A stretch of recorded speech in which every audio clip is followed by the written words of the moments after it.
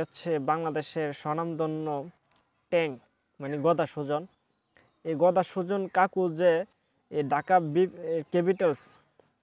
ক্যাপিটালসটাকে যে বিনোদনে পরিণত করেছেন, এটা আমরা ইতিমধ্যে সবাই দেখতে পাচ্ছি।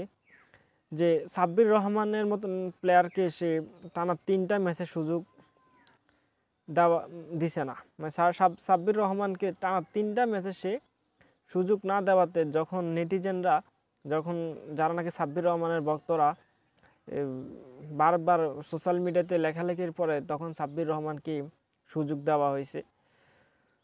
আমি এটাই বলতে চাই যে গদা সুজন সাব্বির রহমানের উপরে কেন এত রাগান্বিত? কি আসলে কি সাব্বির রহমান গদা সুজনের কোনো ক্ষতি করেছেন, নাকি কোনো কিছু কোনো ক্ষতি করেন নাই?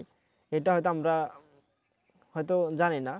কিন্তু আপনি একটা জিনিস আপনি খেয়াল করবেন যে গদা সুজন বলেছেন যে লিটন দাস তার প্রিয়, তার পছন্দ, লিটন দাস তার পছন্দ হয়, যার কারণে লিটন দাস 10 রান না করলেও লিটন দাসকে দলে সুযোগ দেওয়া হয়।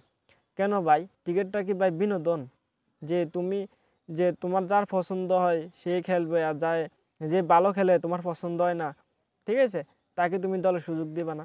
এই যে ঢাকা ক্যাপিটালসটা, যে সাকিব খান যে বেড়াতে 5 কোটি 6 কোটি টাকা ইনভেস্ট করছে এই দলটার ভিতরে, ঠিক আছে, এই যে বেড়াতে অলরেডি 5টা ম্যাচ ব্যাটার শেষ। 5টা ম্যাচের ভিতরে 5টা ম্যাচ কী হয়েছে, ঢাকা ক্যাপিটালস হারছে।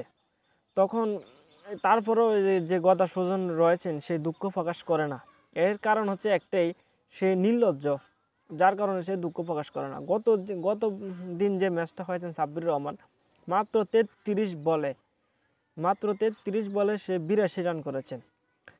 যদি সাব্বির রহমান দলে না খেলতো তাহলে কি ঢাকা তো মনে হয় 110 রানে হয়তো অলিকেট হয়ে যেত, হয়তো বা 80 রানে 90 রানে হয়তো অলিকেট হয়ে যেত। আমরা যে পরিস্থিতি দেখছিলাম ঢাকা ক্যাপিটালসের। তো আমরা দিন শেষে একটা কথাই বলতে চাই, সাব্বির রহমানদের মতন ক্রিকেটারকে দলে অবশ্যই সুযোগ করে দেওয়া উচিত, সেই আপনার পছন্দ হোক বা না হোক। তারা যদি ভালো খেলে তারা অবশ্যই দলে সুযোগ পাওয়ার যোগ্য। আপনি যদি ব্যক্তিগতভাবে যদি তাকে অপছন্দ করেন তাহলে এটা আপনার ব্যাপার।